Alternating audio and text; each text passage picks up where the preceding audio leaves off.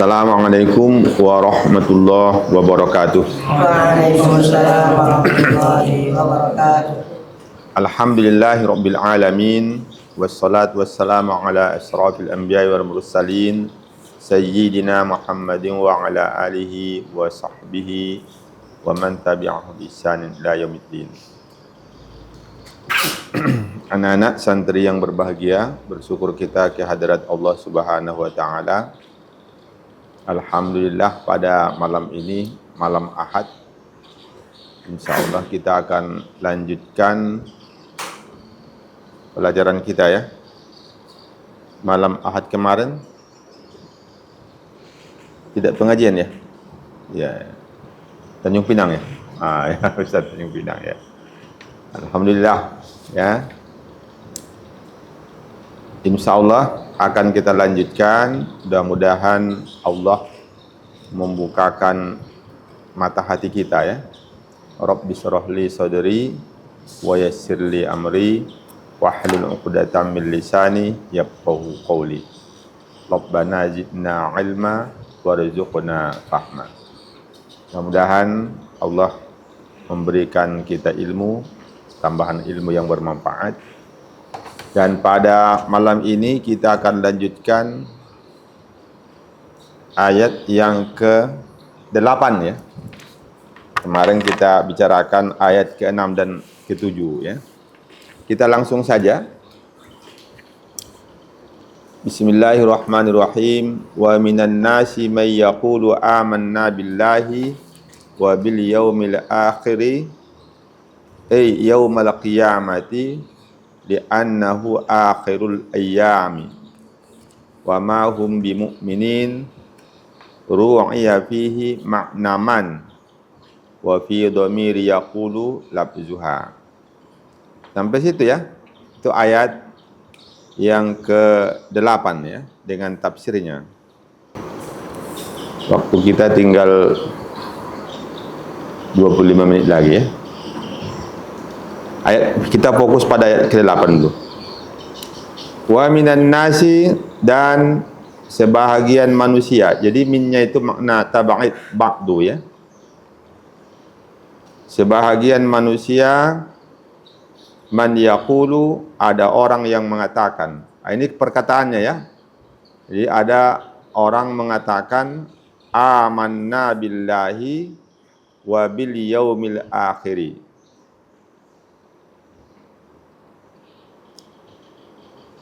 Kami beriman dengan Allah dan dengan hari akhirat. Itu pernyataan mereka ya. Tapi langsung dibantah oleh Allah, wa ma hum bimu'minin. Ini bantahan Allah ya. Wa ma hum bimu'minin. Dan tidaklah mereka beriman. Jadi ada orang di luar lidahnya mengatakan beriman, tapi di dalam hatinya tidak beriman. Hatinya mengingkari kafir. Jadi di luar menyatakan iman, tapi di dalam menyembunyikan kekufurannya. Itu namanya apa? Munafik. Ya. Jadi ayat-ayat yang berkaitan dengan munafik ini, orang-orang munafik ini, nanti kita akan jumpa sampai 13 ayat ya. Kemarin kita sudah membicarakan ayat-ayat yang membicarakan tentang orang-orang yang beriman. Ada berapa ayat? Ayat 1 sampai 5 kan? 5 ayat. Kemudian yang membicarakan khusus orang-orang kafir. Ada berapa ayat? 2.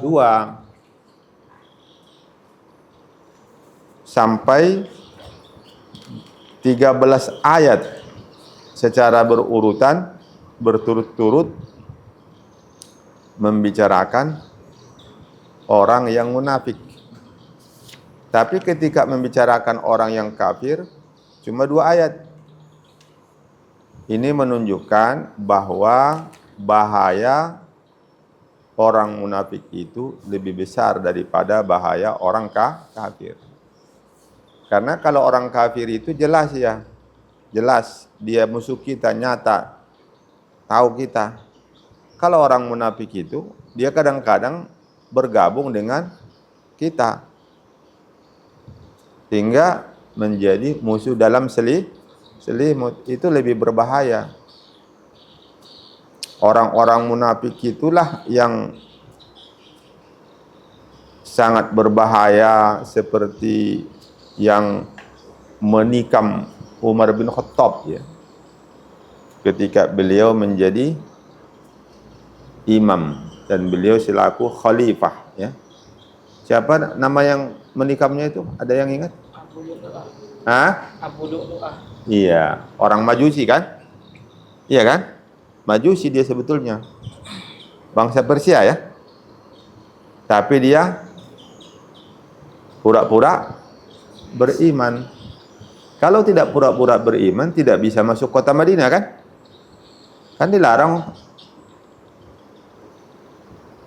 Orang kafir kan dilarang masuk tanah suci Nabawi, masuk tanah suci haram, dilarang. Tapi karena dia pura-pura beriman, maka ketika sholat ditikamnya. Sampai berapa tikaman itu? 3. Cuma 3? Cuma 3? Iya. Banyak itu. Bukan hanya 3 tikaman itu. Ya. Dan itulah yang membawa, iya, itu yang mengakibatkan wafatnya Umar kan? Betul. Coba dicek nanti itu. Ada bukunya. Buku sejarah Umar. Dibaca lagi tuh. Bacanya tamat, ya. Jadi bahaya orang munafik ini lebih besar daripada bahaya orang kafir. Makanya ayat yang menjelaskan tentang orang munafik itu lebih banyak. Kemudian ketika zaman atau periode Mekah sebelum hijrah ke Madinah, itu belum ada istilah munafik. Ya. Di Mekah tidak ada orang munafik. Di Mekah itu yang ada orang beriman dan orang musyrik, orang kafir yang tidak mendapat hidayah untuk beriman kepada Nabi kita. Munafik tak ada. Bahkan di Mekah itu yang ada orang menyembunyikan imannya, kan begitu kan? Karena takut dibunuh. Di luar dia pura-pura tidak beriman, tapi di dalam beriman. Dalam hatinya dia beriman. Ada yang seperti itu. Itu periode Mekah. Atau karena kepentingan politik. Menurut sebagian pengkaji, Abbas bin Abdul Muttalib, apanya Nabi itu? Pamannya Nabi kan? Pamannya Nabi. Masuk Islamnya secara terbuka kapan? Waktu penaklukan kota Mekah. Iya. Masuk Islamnya. Betul? Loh. Waktu terjadi perjanjian Hudaybiyah, apakah Abbas bin Abdul Muttalib sudah menyatakan Islam? Pangeran? Gimana? Yang lain? Belum kan? Belum. Karena itulah beliau mau diterima oleh orang-orang musyrikin Mekah sebagai penengah, iya kan? Kalau dia sudah masuk Islam, dia tidak bisa penengah. Itu artinya dia sudah melakukan siasat politik. Nah, jadi sebagian pengkaji sejarah, Abbas itu sebetulnya menyatakan Islamnya itu belakangan, tapi masuk Islamnya itu lebih awal. Tapi disembunyikannya Islamnya supaya dia dapat menjadi penengah kalau ada masalah. Karena dengan demikian maka orang-orang musyrikin Mekah seperti Abu Jahal waktu penaklukan kota Mekah sudah meninggal ya. Tapi seperti Abu Sufyan belum kan? Atau yang lain-lain. Kalau Abu Jahal kan sudah mati pada perang Badar ya. Tahun kedua Hijriah. Jadi menurut kajian sebagian ahli sejarah, Abbas itu menunda pernyataan Islamnya supaya dia dapat melakukan istilah sekarang diplomat ya, penengah antara kaum musyrikin Mekah dengan kaum muslimin. Tapi wallahu a'lam ya, kita tak tahu yang sebenarnya. Tapi yang jelas pada periode Mekah itu yang ada adalah orang menyembunyikan imannya, menyembunyikan Islamnya. Setelah periode Madinah, setelah hijrah ke Madinah, kaum muslimin sudah kuat, maka orang tidak berani lagi secara terang-terangan melawan Nabi kita. Tidak berani lagi secara terang-terangan memusuhi Nabi kita dan kaum muslimin. Karena di Madinah itu kan ada penduduk asli ya, suku Aus dan suku Khazraj. Ini orang Arab ya, orang Arab. Dan ada orang-orang Yahudi, Bani Qainuqa, Bani An-Nazir, dan Bani Quraiza. Ada 3 suku besar dari kalangan orang Yahudi. Dan Islam ya, mulai dari awal peperangan pertama, perang Badar tahun kedua Hijriah itu sudah menunjukkan kekuatannya. Walaupun nanti kalah pada perang Uhud, tapi kan cuma 1 kali itu kalah itu. Dan itu pun karena tidak mematuhi perintah Nabi. Seterusnya kan menang terus. Maka orang-orang yang tidak beriman itu tidak berani lagi menunjukkan perlawanannya. Bahkan dia pura-pura beriman. Tapi di dalam hatinya dia kafir. Pura-pura menolong, tapi dalam hatinya dia akan menusuk atau menjadi musuh dalam selimut. Itulah dia orang-orang munafik. Dan orang-orang munafik ini banyak. Ya. Banyak. Dan nama-namanya itu diberitahu oleh Rasulullah kepada salah seorang sahabat.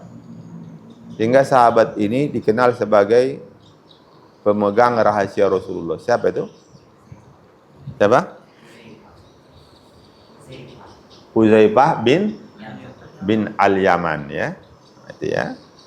Huzaifah bin Al-Yaman ini banyak. Berapa orang itu? Nama-nama itu? Hah? Banyak ya? Banyak. Entah 24.000 atau gimana itu? Ustaz perlu lupa jadinya jumlahnya itu ya. Tapi ribuan. Banyak itu.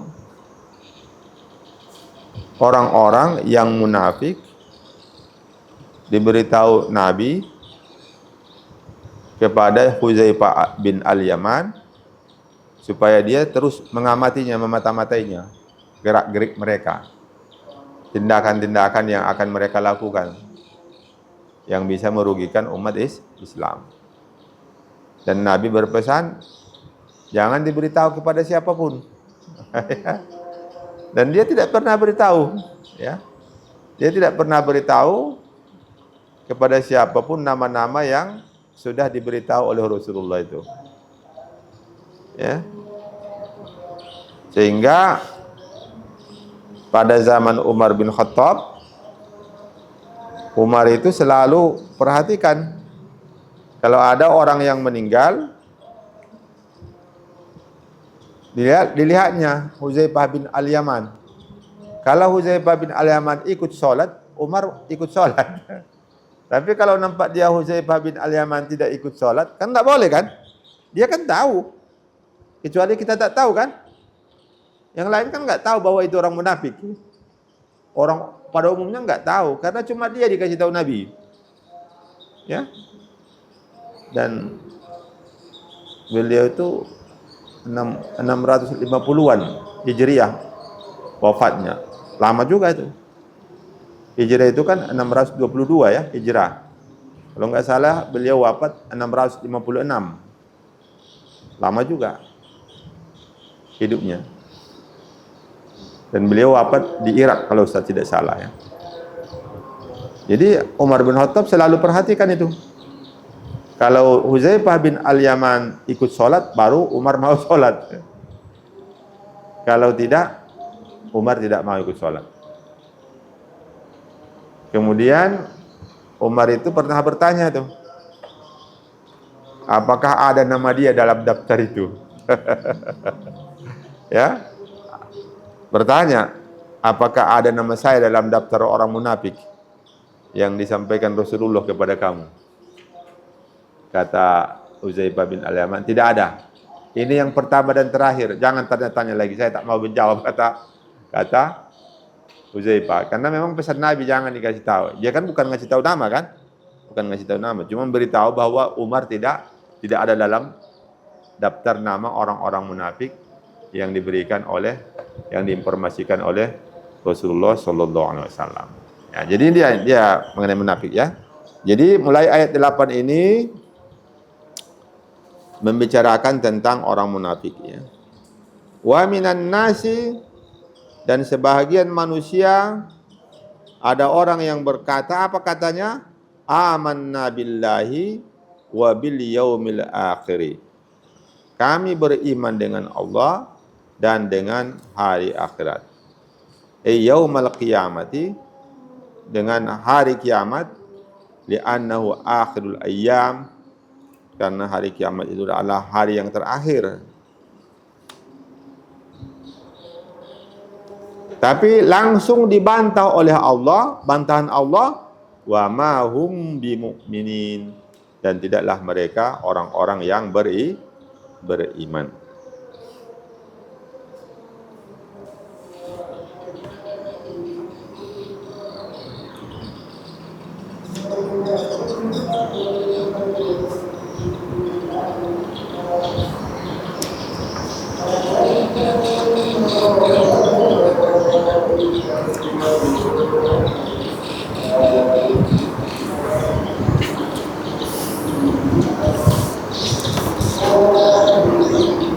Jadi ayat ini membicarakan orang-orang munafik yang ada di kota Madinah dan sekitarnya ya. Ayat ini membicarakan orang-orang munafik yang ada di kota Madinah dan sekitarnya.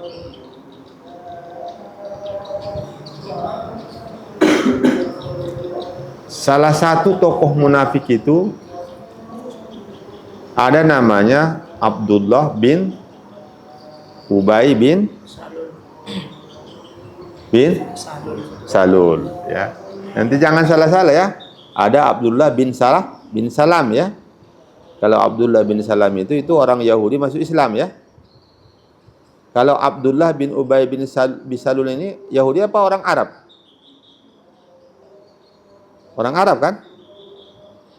Iya. Jadi Abdullah bin Ubay bin Salul ini dulu sebelum Nabi kita hijrah ke Madinah, di Madinah dan sekitarnya itu di Yasrib namanya ya, ada suku Khazraj dan suku Aus. Dua suku ini selalu berperang ya, tapi belakangan mereka akan berdamai. Sebetulnya mereka sudah ada niat atau sudah mengarah kepada bersatu Dan mereka sudah ada figur, tahu figur, tokoh, ya. Tokoh yang akan diangkat menjadi pemimpin mereka sebagai raja, Al-Malik. Raja untuk suku Aus dan suku Khazraj. Yang tadinya mereka berperang. Jadi mereka menganggap ada figur yang bisa untuk menyatukan dua kabilah ini. Figur itu adalah Abdullah bin Ubay bin Salul. Jadi dia sudah mimpi tuh. Udah kuat angan-angannya menjadi raja. Tiba-tiba Nabi datang, ya kan? Tiba-tiba Nabi hijrah dari Mekah ke Madinah. Kaum muslimin, kaum muslimat dari Mekah dan dari luar Mekah berdatangan hijrah ke Madinah. Karena memang ada perintah untuk melakukan hijrah. Dan Nabi kita langsung menyatukan suku Aus dan suku Khazraj, termasuk tadi 3 kabilah Yahudi yang sudah Ustaz sampaikan tadi namanya itu disatukan oleh Rasulullah untuk bisa hidup rukun di kota Madinah dan sekitarnya. Yang tadinya berperang sudah masuk Islam. Mungkin bisa dihitung dengan jari lagi kalau orang suku Aus dan Khazraj yang tidak masuk Islam itu. Tidak ramai lagi. Dan itu masuk Islam sebelum Nabi kita malah hijrah. Karena 3 tahun sebelum Nabi kita hijrah, Nabi kita sudah mengutus semacam duta, ya. Utusan untuk menyampaikan dakwah Islam. Ya. Nanti utusannya ini akan syahid, ya. Pada perang Uhud, beliau memegang bendera Rasulullah pada perang Uhud. Siapa namanya? Ada yang ingat? Mus'ab bin Umair, ya. Jadi melalui Mus'ab bin Umair inilah beliau ini seorang pemuda, ya, tampan, ganteng, ya, akhlaknya mulia, pandai bicara, ya, sehingga itu suku Aus, suku Khazraj yang ada di Madinah dan sekitarnya itu memang tertarik betul lah dengan beliau. Sehingga masuk Islam hampir semuanya itu. Jadi sebelum Nabi kita datang, udah masuk Islam mereka. Makanya mereka sudah menunggu-nunggu itu. Menunggu-nunggu hijrahnya Nabi kita Muhammad sallallahu alaihi wasallam. Lalu Nabi kita hijrah, betul-betul datang dan mempersatukan 2 suku tadi, bahkan juga 3 suku Yahudi tadi. Dan dibuatlah satu peraturan undang-undang yang dikenal dalam bahasa Indonesianya Piagam Madinah. Ya. Piagam Madinah itu semacam aturan, ya. Undang-undang yang harus dipatuhi oleh seluruh penduduk Madinah dan sekitarnya. Yang penduduk Madinah itu ada kaum Muhajirin, ada kaum Ansor. Kaum Ansor ini terdiri dari suku Khazraj dan suku Aus, dan ada orang Yahudi, Bani Qainuqa, Bani An-Nadir, dan Bani Quraidah, dan semua merupakan satu warga negara yang harus mematuhi aturan yang dibuat tadi, yang dibuat oleh Rasulullah dan diterima oleh semua suku tadi, ya, oleh semua pihak. Sehingga itu hilang begitu aja. Tadinya kan suku Aus dan suku Khazraj itu kan sudah berniat akan mengangkat Abdullah bin Ubay bin Salul. Itulah yang bikin dia kucing-kucingan dengan Nabi itu, ya. Tapi mau melawan gak berani. Semua anggota sudah masuk Islam, kan? Mau dia apa lagi, ya? Gak berani. Mau dilawan terang-terangan Nabi kita tak berani. Maka beliau pura-pura Islam, tapi di hatinya kafir. Dan itu nanti kemunafikannya itu akan kelihatan. Itu mulai kelihatan itu pada perang Badar, ya. Perang Badar itu berapa orang kaum muslimin? 300 13. Sebelumnya sebetulnya lebih dari itu. Tapi dipengaruhi oleh Abdullah bin Ubay bin Salul ini. Sehingga banyak yang meninggalkan pasukan.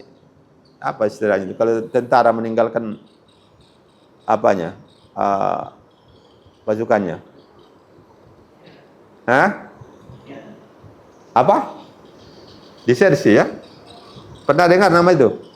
Itu berat hukumannya itu. Itu bisa hukuman bunuh sebetulnya. Orang yang meninggalkan pasukan kan. Nah, itu dilakukannya. Nanti pada perang Uhud juga terjadi itu. Jadi itulah kerja dia. Ya. Menggerogoti Islam itu supaya lemah ya. Kenapa? Karena dia memang orang munafik. Itu dia orang munafik ya. Dan penyebab dia menjadi orang munafik itu tadi antara lainnya karena dia gagal menjadi al-malik. Menjadi raja ya. Yang sudah di depan mata itu. Seandainya Nabi kita tidak jadi hijrah, agaknya dia akan menjadi raja bagi suku Aus dan Khazraj. Itu ya.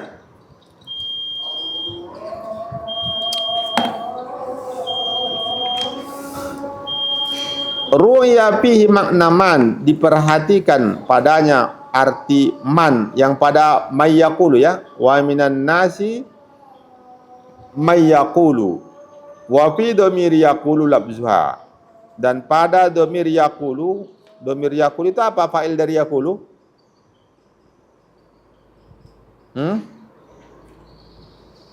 Yaqulu. Apa situ? Fa'ilnya apa? Dhamirnya? Huwa. Huwa itu kembali kepada man ya. Dari sebagian manusia ada orang yang mengatakan kami beriman dengan Allah dan dengan hari akhirat, dengan hari kiamat, wa ma hum bimu'minin, dan tidaklah mereka beriman ya. Itu saja ya. Itu saja malam ini. Jadi tak bisa juga memang kalau kita paksakan ayat kedua tadi ya. Insyaallah pada malam Ahad depan kita akan lanjutkan yukhadi'unallaha walladzina amanu ya wa ma yakhda'una illa anfusahum wa ma yash'urun ya. Baik, sampai situ saja kita aminkan doa yang dibaca oleh Haikal.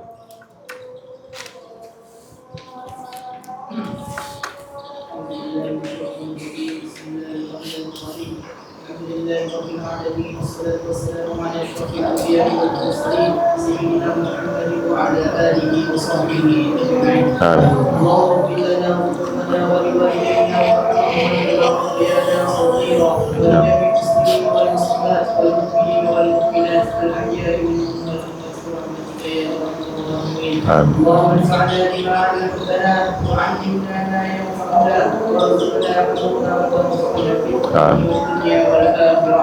ربنا اتنا في الدنيا حسنه وفي الاخره حسنه وقنا عذاب النار. آمين. صلى الله على خير خلقه سيدنا محمد النبي وعلى اله وصحبه وبارك وسلم. آمين. سبحان ربك رب العزه عما يصفون وسلام على المرسلين. Kita tutup dengan tasbih kafarah majelis. Subhanakallahumma bihamdika asyhadu an la ilaha illa anta astaghfiruka wa atubu ilaik. Assalamualaikum warahmatullahi wabarakatuh.